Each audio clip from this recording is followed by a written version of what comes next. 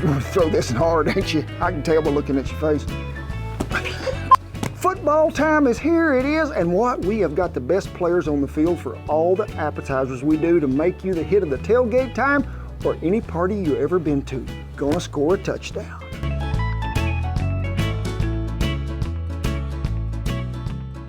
Whether you're looking for a good tailgate recipe or the best appetizers ever, we have went back and I have chosen my top 5 favorites that will get you through the football game or any appetizer at any party you ever had. First to come out on the field, and a hometown favorite and a crowd pleaser, pork belly burnt ends. Now when we did this video, we went back and we used pork belly. But when you're ordering a pork belly, one thing that I didn't emphasize enough in that video before is make sure you look at the lean to fat ratio. And if you've got really a whole bunch of fat on the top of that, let's trim a little bit of that off, but don't get it all, because that juiciness of that flavor is going to render down up in all that bacon, and ooh, it's going to be so good. Ain't that a pretty piece of hog meat laying right there? It's about 3.5 pounds it is, and that's what I recommend starting with this, and just slice all the way across. I think there might be a bite right here at the end of this deal, Big. I ain't for sure, but we'll make sure that all of you get to try this out. Turn her back around, and we're just going to cube it about the same size as this is right here. Just cut straight across. We're going to start with our rib rub, and I'm just going to put about yo much in there, and then we're going to add some more coarse ground black pepper because I think we need it. Now our rib rub does have some brown sugar in it, but folks, we're going to need a little more, so we're going to put some of that in there. Let's go to sprinkling and go to rubbing in. So make sure everybody gets some of this stuff. Now with that, we're going to need a wire rack because I want that to be up off there to get some circulation. So now just go laying them on here any way you want. I'm gonna try to leave a little room in between each one of them so there's no overcrowding, but if they're touching, it ain't gonna hurt. I think what this really needs to make it even better is we're gonna cube a stick of butter up, but you've got to be in the exact right spot for the lid to shut. Oh, and we got lucky the first time. We're going to cook at a temperature of about 255, 260 degrees long in there. It's probably going to cook about 2 hours and 45 minutes because I need that internal temperature of that bacon to be about 170, 175. Let's get them over here to the table. We are going to add some more stuff to them. Another stick of butter, some more brown sugar. Make sure you get her sealed up tight. Gonna let it go for 1 hour, then we're gonna add a glaze to it. Oh my gosh, y'all will be wanting to show up for this. Remember, have a big spot where you're tailgating because you're gonna draw a crowd with this.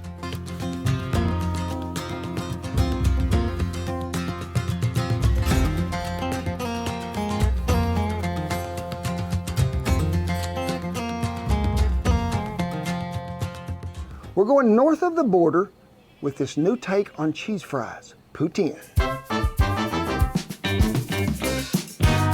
And from the comments that we got from this video, you've got to have the real squeaky cheese. But you've got to make like a roux that goes with this because you've got to have that richness in that gravy. And when you toss it all back together with them fries that are golden and crispy, most valuable player has just stepped up. Here he is, and he has scored, what? A pick six and a touchdown. Y'all heard that song? North to Alaska, we're going north, the rush is on. First thing we're going to start up with is get that cast iron skillet over here on about medium heat and melt us 1 stick of butter in there. It's about 1/4 of a cup of flour. In Canada, they use a mixture of beef broth, but also to that beef broth, chicken broth as well. Little cornstarch, little water. Just going to add about half of it to start off with. See if we can get this thickened where it meets Major's approval. But this gravy is silky smooth, it is. Normally you would just fry the potatoes and you'd be done. But I want to make them crispier than that, and I've learned that I really love some corn masa. We're going to add a little chili seasoning to it. I don't think we've had enough butter in this recipe. You don't think so? I don't think so. So I had 2 sticks over here melting. We're going to pour right in here. Now you have, what are you using, a pound of, does it have to be the extra crispy fast food that you say? No, you can just get regular shoestring potatoes, or you can cut your own, but if you're doing it, make sure it's a russet potato. So we're going to put some in this butter. get them over here in that masa and chili powder and give them a coating. We're going to put them right there until we can get the rest of them in there. Well, we got the first round done there, but it's time to double baptize it is. So back in the butter it is. And this is just like anything else you fry. I think you need to let these set a minute before they actually go back in the fry oil. Oil temp is ready to go. We have heated to a little over 350, about 355. That's where I like to start because these cold fries is going to slow it down a little. So we'll check that temperature periodically. I like to sort of get these, shake off any excess it might have, and don't just throw them in there, sort of drop them in there gingerly. You want to stir these around occasionally, and you want them to get really good and golden brown and crispy. Make sure you got a wire rack, something you can drain them on for just a minute, and then we'll go to warming that gravy back up. We are getting oh so close. So let's talk about cheese, Shan. You're a cheese curd fan, right? I love cheese curds.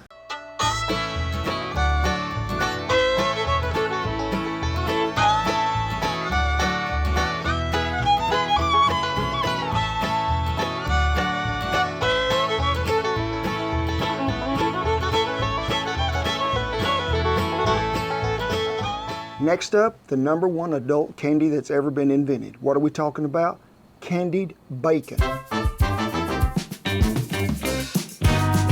And get thick sliced. I'm not talking about that stuff you can put up here and read the newspaper from. We put this in salads. You can put it in a sandwich. You can put it on top of a hamburger. Put it in your pocket. People will be wanting to know what you got in there. It's not beef jerky. It is candied bacon. Is that bacon I smell? Hey, it is the best thing, so easy. We're gonna walk you through every bit of it. See right there, thick cut. Some Worcestershire, what's your sister sauce? That's what everybody tell me to call it. And we're gonna use whatever was in the bottle. Now, I want you to just go ahead and just rake them jalapenos over in there. And then we just gonna stir it around the bottom of the pan. So just get you some in there. And then we want you to just mash them around, get all that goodness in there. We're gonna let it sit in the ice box about 45 minutes. Get the light brown sugar, dump her in there. Over here on this side, we have some onion powder and some garlic powder. But guess what Kent puts in his also? Ooh, a little bit of cinnamon, because we're talking about candied bacon. You can go ahead and add your coarse ground black pepper, or you can sprinkle it on at the last. Me, I do neither. I go half in, half out. If you're doing this in the house, I'm gonna go ahead and tell you, go ahead and preheat that oven to about 375. Let's go ahead and take this hog out of there. You can shake him. So go ahead and layer out here because we need to get everybody in their position. I'm gonna start with the seasoning we mixed up. And I just need you to sprinkle just right down the center, come all the way down through there. All the heat's on this end, okay? Now, you could cook this over direct heat, but you're gonna burn it up too quick. So I just need you to go down here and lay it on this end. We're gonna put these on here. We're gonna look for a cook time of close to 20 to 25 minutes.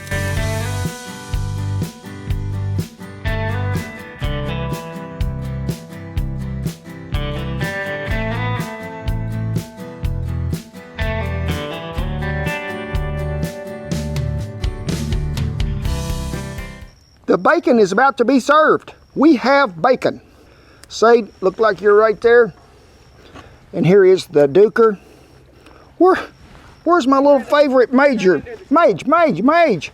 There you go. We'll save one for later. Oh my God, Jesus, thank you for a beautiful day and the ability to cook. And I'm gonna tell you what, Jesus, them jalapenos out of the garden are sort of hot. Something you find at every party, but we're making this even better. Smoked queso. Folks, we're having 4 different kinds of cheese that goes in this smoked queso, but also meat. I used some leftover chuck roast that I had come off the smoker, but you could do this with leftover brisket, leftover pork butt. You could even put ground beef in there. One thing I found out from viewers on this video when we did it before too is, can you do this in the house? You can put all this in a crock pot, turn it on low, let it all come to a really good smooth goodness, and you're in good shape. But I'm talking poblanos and jalapenos. This will take, all dependent on your heat source, anywhere from about 15 to 20 minutes. We have some Monterey Jack and some mozzarella that I smoked. Been sitting in the ice box about maybe a week. Little more intense flavor gets to just mellow out as it rests in there. And we're gonna put all the cheese over here on this side. That's a half a block of Velveeta, okay? And I just need you to chop this up on the same level. So if you didn't have a Dutch oven, what would you do this in? You could put this in a deep full pan, you know, where you wouldn't have to be making no mess in the oven. Let me get them peppers off there because they need to participate in this deal as well. Ain't them some pretty little things? I mean, look at all that good color we got. You can use your Walmart sack, Ziploc bag, I don't care. But remember, I told you it had to have a spritz of water. Whoa, that's a spritz right there. And then all you got to do, just chunk them in there. I need you just to shake it around there on them. And we're just going to let them sit there in the sauna room and just go ahead and sweat it on out. About a 2.5 pound certified Angus beef chuck roast. So you can see how it's chopped, and that's, and it smells good too. So he is a contestant in this show, Rotel. I'm just going to dump it in there right here on this side. So let me set this right here. Let's get these peppers up here, and I need you just to give them a little love. And then you can just take it, scrape it, and then just give them a chop. Diced as big, little, small as you want them. So we got all our contestants in there, we do. So let's just go ahead and let's just add about half of this can of broth to it. Just make sure everybody's got a little of that love. Let things blend a little, and then we'll mix it. That is a beautiful picture right there to me. That's what you call love in a Dutch oven.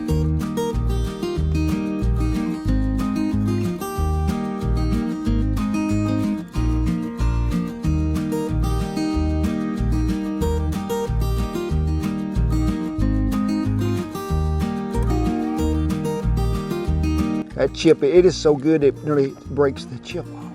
Don't burn the hair off your tongue. The last player we're going to bring into the field here today, we are Pig Shot. But this was so popular, and I've seen people making it, and it was just like some bacon wrapped around something with a little sauce in it.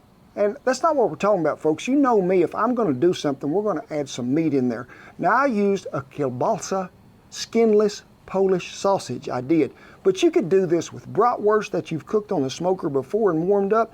Any sausage will work in this. Remember to leave you enough room when you load that shot glass that you've got enough room for your sauce and meat on both ends. That way, when you're getting a bite of that, it's not just, oh, I didn't get any meat, I just got the sauce. You're getting it all in one with the Pig Shot. What is a Pig Shot? There he goes, a wild hog. Boom, boom. I missed him. It ain't that kind. Oh, I have done that hunting before. Duker. No, Duker says it is hot. Duker, it's 80-something degrees. The Lord blessed us with cool weathers, clouds, and rain, he did. Now, a lot of folks be telling you, get you some cream cheese. Why wait on the cream cheese to soften when you can get the whipped cream cheese? Whipped cream cheese. There you go. We're going to add some rib rub. Give it a pretty good sprinkling, and you can see the wind is blowing a little. Some of that Red River mud, that barbecue sauce. Get it mixed up, and it may be hard to get it in here in the wind, so bear with me, folks. I'm just going to have to do the best I can. I ask you to buy some of them. I like to use these. Say that word, Shen. Polska. Kielbasa. Get the other piece of the star out here, which is the bacon. So let's take it back one more time, and I want you to come about 3/4 of the way up there, okay?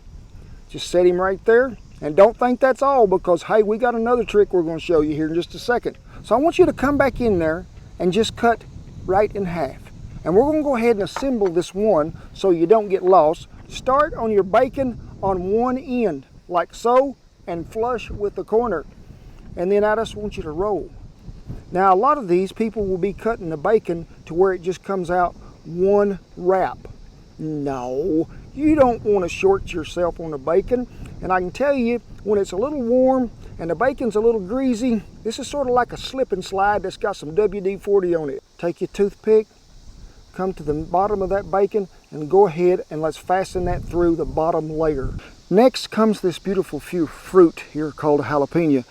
Just take your little old knife, cut just a little bit off that corner, get you a little squeezed in there.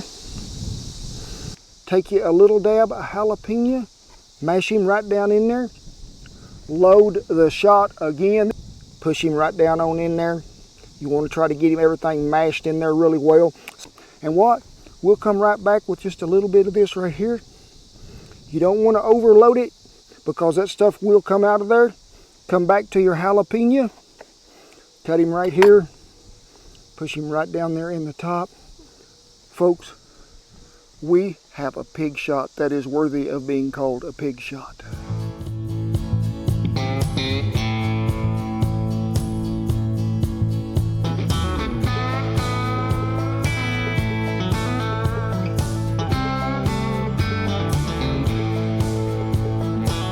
I'm just going to go ahead, set these little handy dandy pig shots right out here in the middle. They are all loaded, they are. Let me go ahead and shut this. But they're going to be a cook time of about 40 to 45 minutes. You want that bacon to cook through.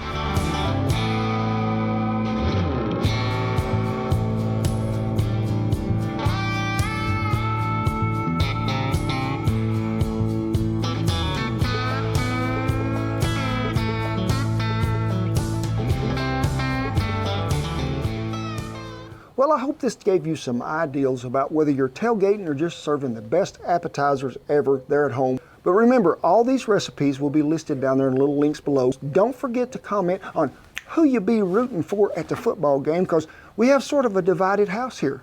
Shan, she's in there with them Buffs, I'm in there with them Oklahoma State Cowboys.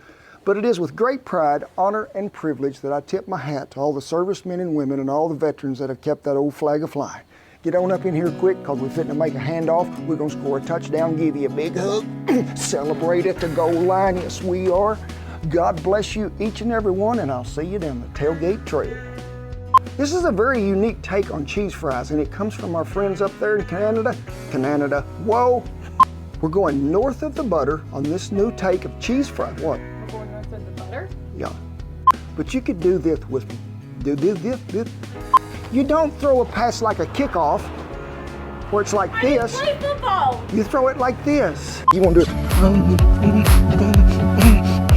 Bacon, bacon, I love bacon. It be what I'm gonna be making.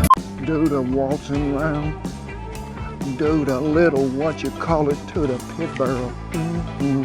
Then you're gonna break down right before you get to and say, oh my gosh, a pig shot is what I want. I'll be looking really good. I'll take me another, and if I get a chance, bartender, make it a double.